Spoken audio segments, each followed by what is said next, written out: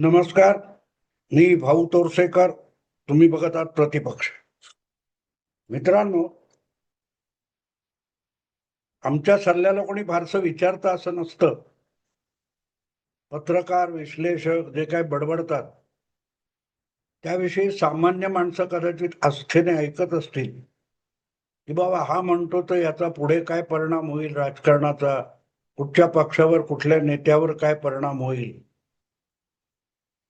आणि एखाद्या आम्ही दिलेल्या सल्ल्यानुसार किंवा आम्ही व्यक्त केलेल्या मतानुसार जर एखाद्या नेत्याने, एखाद्या पक्षाने हालचाल केली तर सामान्य माणसाला उगाच वाटतं की अरे छा, हे नेते किंवा हा पक्ष ह्या पर्टिक्युलर पत्रकाराला, संपादकाला, विश्लेषकाला फॉलो करतो आणि त्याचं ऐकतो वगैरे. पण तसं काही नसतं. असं बिलकुल नसतं. काही गंभीरपणे राजकारण करणारे लोक ऐकतही असतील, पण आम्ही दाखवलेले धोके किंवा दाखवलेले फायदे हे प्रत्यक्ष व्यवहारी राजकारणात असलेल्या लोकांना मान्य होतात, पटतात आणि त्यानुसार ते तसं वागतात असं बिलकुल नाही.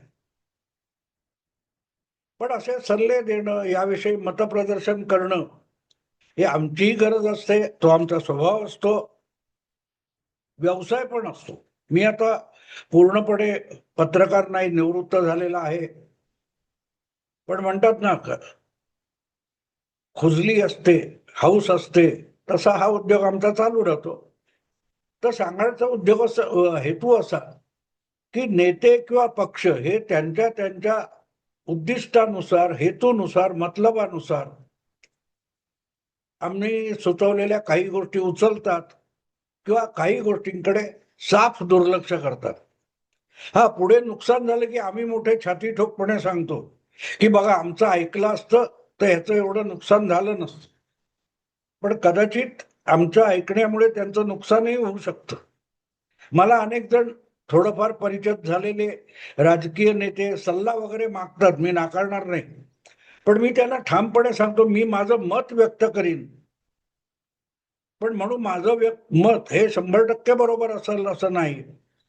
तुमचा हेतू, स्वार्थ जो काय असेल, मतलब असेल, त्यानुसारच आमच्या सल्ल्याकडे तुम्ही बघितलं पाहिजे आणि त्याकडे दुर्लक्ष करावं किंवा लक्ष द्यावं हा तुमचा विषय असतो.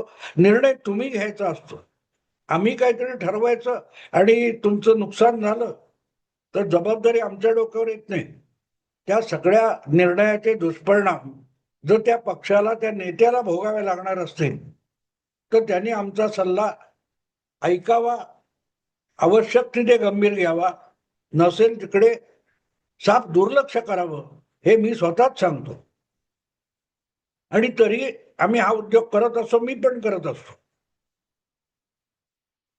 अनेक आजच्या राजकारण्यामध्ये अशा सल्ल्यांच्या आहारी जाण्याचाही एक रोग पसरतोय दिसतंय आणि त्यामुळे अनेक पक्षांचं नुकसान झालेलं आपल्याला दिसतं. मी प्रामुख्याने महाराष्ट्रातल्या राजकारणाबद्दल जेव्हा बघतो तेव्हा मला हे जाणवतं की माध्यमांमधून ज्या चर्चा होतात, मतप्रदर्शन होतात किंवा सल्ले दिले जातात, त्याच्या आहारी अनेक नेते आणि त्यांच्या योगाने त्यांचे पक्ष सुद्धा त्या आहारी गेलेले दिसतात आणि त्याचं प्रचंड प्रमाणावर नुकसान त्या पक्षांना सोसावं लागले. दुर्दैवाने या नेत्यांना किंवा त्या पक्षांना माध्यमातल्या कुठल्या पत्रकार, संपादक वगैरे विशेषज्ञ यांच्याकडे बोट दाखवून तुमच्यामुळे आमचं नुकसान झालं असं सांगता येत नाही बिचारे नेत्यांना. पण वस्तुस्थिती तशी असते. पण तो आमचाही व्यवहार असतो, त्यांचाही व्यवसाय असतो वगैरे. आणि म्हणून मी अनाहूत सल्ले देत असतो, ते गंभीरपणे घ्यायची गरज नाही. आपापल्या इच्छेनुसार आणि मतलबानुसार त्याकडे बघावं, एवढंच माझं सगळ्या पक्षांना सांगणं असतं. आणि म्हणूनच आज मी आता हा व्हिडिओ जेव्हा बनवतोय किंवा शीर्षक बघितलं असेल तुम्ही की उबाठा शिवसेनेने दीर्घकाळ म्हणजे गेली 4 वर्ष तरी सुषमा अंधारे या महिला नेत्या ज्या प्रकारे पक्षाच्या सेवेत आहेत आणि पक्षासाठी जमेल ते काय करतायत, त्याच्यावर मी सडकून टीका केलेली असली तरीही माझं प्रामाणिक मत असं आहे की सुषमा अंधारे सारख्या व्यक्तीला आणि महिला नेत्याला उबाठा शिवसेनेने त्यांच्या राजकीय स्वार्थासाठी विधान परिषदेसारख्या जागी एक आमदार म्हणून पाठवलं पाहिजे. त्यांची मतं, त्यांची वक्तव्य मला आवडतात असं बिलकुल नाही. कदाचित मी एकदाही सुषमा अंधारे यांच्या वक्तव्याचं, कृतीचं, बोलण्याचं, राजकारणाचं कौतुक केलेलं नाही, प्रशंसा तर बिलकुल केलेली नाही. आणि तरीही त्यांना आमदारकी मिळावी उभाठा शिवसेनेकडून, त्यांच्या पक्षाकडून, असा मी सल्ला देतोय याचं अनेकांना आश्चर्य वाटेल. आणि ते आश्चर्य वाटणं स्वाभाविक आहे की जी बाई तुम्हाला आवडतच नाही, किंबहुना तिच्या प्रत्येक कृतीवर, वक्तव्यावर तुम्ही आजपर्यंत सडकून टीका करत आलात, तर आज अचानक त्याच महिलेची तुम्ही शिफारस का करताय असं तुम्हाला वाटेल. पण मी जेव्हा उभाठा शिवसेनेच्या राजकीय वाटचालीकडे बघतो, त्या पक्षाची सध्याची अवस्था बघतो, तेव्हा लक्षात येतं की शिवसेना चालावी, शिवसेना भरभराटीला यावी, म्हणजे उभाठा शिवसेना ही भरभराटीला यावी आणि त्यातून आपलंही कल्याण होईल, हा स्वार्थ नक्की सुषमा अंधारे यांचा आहे. पण त्यांनी जो पक्ष, जी संघटना स्वीकारलेली आहे, तिची भरभराट व्हावी या बाबतीत त्या जागरूक असतात असं दिसतं. अनेकदा त्यांच्या वक्तव्यामुळे त्यांच्या पक्षाचंही नुकसान होत असेल, मी नाकारणार नाही, आणि त्यासाठी तर मी टीका करतो. सुषमा अंधारे असो, संजय राऊत असो, इत्यादिकांवर मी ज्या टीका करतो त्याचं कारण ते मला आवडले नाही तितकंच नसतं, तर त्यांच्या वक्तव्यामुळे, त्यांच्या कृतीमुळे जर त्यांच्याच पक्षाचं, त्यांच्याच संघटनेचं किंवा त्यांच्याच राजकारणाचं नुकसान होत असेल तर त्यांना रोखलं पाहिजे, त्यांच्यावर टीका केली पाहिजे, असं माझं प्रामाणिक मत आहे. आणि म्हणूनच मी सुषमा अंधारे यांची कधीही प्रशंसा केलेली नसेल, तरीही त्यांच्या पक्षासाठी त्यांच्यासारखी हिरिरीने संघर्ष करणारी, सतत संघर्षग्रस्त किंवा संघर्षत्रस्त राहिलेली अशी महिला आज उभाठा शिवसेनेसाठी आघाडीवर असणं अत्यावश्यक आहे. 4 वर्ष ज्या प्रकारे प्रवक्ता म्हणून असेल किंवा सभेतली भाषणं गाजवणं असेल, कुठे मोर्चे किंवा रॅली किंवा काय ते यात्रा वगैरे निघालेले असतील, त्यामध्ये सुषमा अंधारे यांनी ज्या प्रकारे पुढाकार घेतलेला आहे त्याचं कौतुक करणं भाग आहे. त्या पक्षाच्या दृष्टीने, माझ्या दृष्टीने ते निरर्थक असेल, पण उभाठा शिवसेनेच्या सध्याच्या वाटचालीमध्ये जी मोजकी हाताच्या बोटावर मोजण्या इतकी माणसं आहेत की जी प्रामाणिकपणे त्या पक्षाच्या भरभराटीसाठी जमेल तितका प्रयत्न करतात, त्याच्यामध्ये सर्वोच्च स्थान मला वाटतं सुषमा अंधारे यांचं आहे. त्या तशा अगदी अलीकडे 4 वर्षापूर्वी म्हणजे एकनाथ शिंदे सेनेतून बाहेर पडले, त्यानंतरच्या काळात सुषमा अंधारे या उभाठा शिवसेनेत आलेले आहेत. त्यांच्यावर अनेक आरोप झाले, कुठल्या तरी पुरोगामी पक्षातून, पुरोगामी चळवळीतून शिवसेनेला पोखरून काढायला त्यांना पाठवले. हे आरोप मी झटकून टाकणार नाही, ते चुकीचे आहेत असं बिलकुल म्हणणार नाही.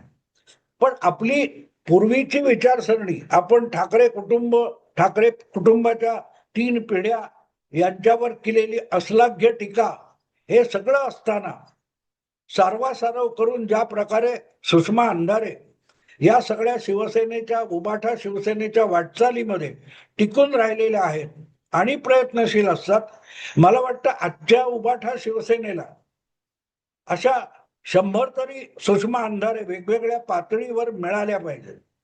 आणि त्या मिळण्याचा एक मार्ग असा असतो की आपण जर पक्षासाठी धडपडत असू, पक्षासाठी काही ना का प्रयत्न करत असू, तर मग आपल्याला या पक्षात संधी आहे असं वाटणारे अनेक लोक, अनेक महिला कार्यकर्त्या, तरुण मुली या उभाठा शिवसेनेकडे आकर्षित होतील. जसं एकनाथ शिंदेच्या बाबतीत आपण बघितलं, त्यांनी अनेक ज्येष्ठ आणि इच्छुक असताना सुद्धा त्यांना बाजूला सरून अधिकृत शिवसेना किंवा शिंदेचा पक्ष जो आहे त्या पक्षामध्ये एक उदयोन्मुख असलेली आणि तिच्याकडे गुण आहे अशा ज्योती वाघमारे या महिलेला थेट राज्यसभेची उमेदवारी देऊन त्यांना राज्यसभेत नेऊन बसवलेलं आहे. आज आपण जेव्हा ज्योती वाघमारे असं नाव वापरतो तेव्हा त्याच्या अलीकडे खासदार ज्योती वाघमारे असं म्हणावं लागतं. आणि ज्या वेळेला अलीकडे खासदार किंवा आमदार वगैरे असे शब्द लागतात तेव्हा आपोआपच त्या व्यक्तीचं समाज जीवनातलं वजन वाढत असतं. मला वाटतं सुषमा अंधारे यांनी उघडपणे कधी बोलल्या नसतील, पण त्यांच्या मनात अशी काही आकांक्षा जरूर असू शकते. कधी काळी त्यांनी 4-5-15 वर्षापूर्वी, 10 वर्षापूर्वी वंगजा मुंडे यांच्या विरोधात बीडमध्ये का का अंबाजोगाई असेल, काय परळी वैजनाथ असेल, तिथे कुठेतरी विधानसभेची निवडणूक लढवली होती. त्यांचं डिपॉझिट सुद्धा जप्त झालं, त्यांना 1000 मतं सुद्धा मिळवता आली नाहीत. याची टिंगल अनेकांनी केलेली आहे. ती टिंगल किंवा ती टीका खोटी नसेल, पण एक प्रयत्नशील महिला कुठल्याही पक्षाची, कुठल्याही विचारधारेची असो, ती जर हिरिरीने काही करत असेल तर तिला ज्यांच्याकडून प्रोत्साहन मिळणं आवश्यक आहे त्याकडे लक्ष वेधणं मला अगत्याचं वाटतं. या निमित्ताने मी एक गोष्ट आठवण म्हणून तुम्हाला सांगतो की 1977 मध्ये जेव्हा जनता पार्टी स्थापन झाली, त्या जनता पार्टीमध्ये वेगवेगळे 4 पक्ष विलीन झाले होते. त्यातले प्रमुख 2 पक्ष होते. एक होता समाजवादी पक्ष आणि दुसरा म्हणजे पूर्वीचा, आता मुलायमचा नव्हे, पूर्वीचा समाजवादी पक्ष, जो ऍक्च्युअली समाजवादी विचारधारेनुसार चालणारा असा समाजवादी पक्ष. आणि आज ज्याला भाजप म्हणतात, हिंदुत्ववादी उजव्या विचारसरणीचा म्हणतात, तो त्याचं नाव तेव्हा जनसंघ होतं. हे पक्ष त्यात विलीन झाले होते. आणि अशा वेळेला जेव्हा विधानसभेच्या निवडणुका आल्या, त्या विधानसभेच्या निवडणुकीमध्ये दीर्घकाळ जनसंघात काम केलेले वामनराव परब लोकसभेला उभं राहून पराभूत व्हायचे, विधानसभेला पराभूत व्हायचे, नगरपालिकेला, महापालिकेला निवडून यायचे. तर त्यांना जनता पार्टीतर्फे आमदारकीची, विधानसभेची उमेदवारी मिळावी अपेक्षित होती, पण ती मिळाली नाही. आणि त्यामुळे त्यांनी बंडाचा झेंडा हाती घेतला होता. आणि ते एकटे नव्हते, त्यांच्याच परिसरातले, आता वामनराव पण हयात नाहीत आणि शरदराव पण हयात नाहीत, पण त्याच परिसरातले शरदराव यांनी सुद्धा बंडाचा झेंडा उभारलेला होता. पण मला आठवतं त्यावेळेला अशा बंडखोरांची एक कार्यकर्त्यांची बैठक जॉर्ज फर्नांडिस यांनी घेतली होती, जे केंद्रात मंत्री झाले होते आणि मूळचे समाजवादी होते. किंबहुना शरदराव हा तर जॉर्ज फर्नांडिस यांचा कार्यकर्ता होता. पण त्या बैठकीमध्ये, समाजवादी कार्यकर्त्यांच्या बैठकीमध्ये, जॉर्ज फर्नांडिस यांनी शरदरावची कान उघडणी केली होती की तुम्ही सगळ्यांनी मिळून तुमच्यात श्रेष्ठ ज्येष्ठ असलेल्या वामनराव परब यांच्यासाठी आग्रह धरायला पाहिजे होता. कारण वामनराव परब हे भले समाजवादी नसतील, जनसंघाचे असतील, पण त्यांनी चिकाटीने कामाठीपुरा वगैरे त्या परिसरामध्ये आपल्या भूमिकेत उभं राहून काँग्रेसला तिथे हरवून दाखवलेलं आहे. काँग्रेसच्या विरोधात एक मतदाराची जडणघडण केलेली आहे. अशा व्यक्तीला जर आमदारकीची संधी तिथून मिळाली, खेतवाडी वगैरे मला वाटतं काहीतरी मतदारसंघ होता, तर पुढच्या दीर्घकाळ तिथून काँग्रेस पक्ष परत निवडून येणार नाही. तर आपलं जर उद्दिष्ट काँग्रेस विरोधी राजकारणाचं असेल तर सगळ्या काँग्रेस विरोधी राजकारण्यांनी आपल्या गटातल्या, आपल्या आघाडीतल्या अशा भक्कम उमेदवाराला पुढे गेलं पाहिजे, प्रोत्साहन दिलं पाहिजे, पाठिंबा दिला पाहिजे. कारण तो आपल्या राजकीय भूमिकेसाठी सर्वस्व पणाला लावणार आहे. आणि म्हणून अर्थात वामनरावना तेव्हा तिकीट मिळालं नाही, अनेकांना मिळालं नाही. आमचे तावडे होते, ताडदेवचे, त्यांनी बंड केलं होतं.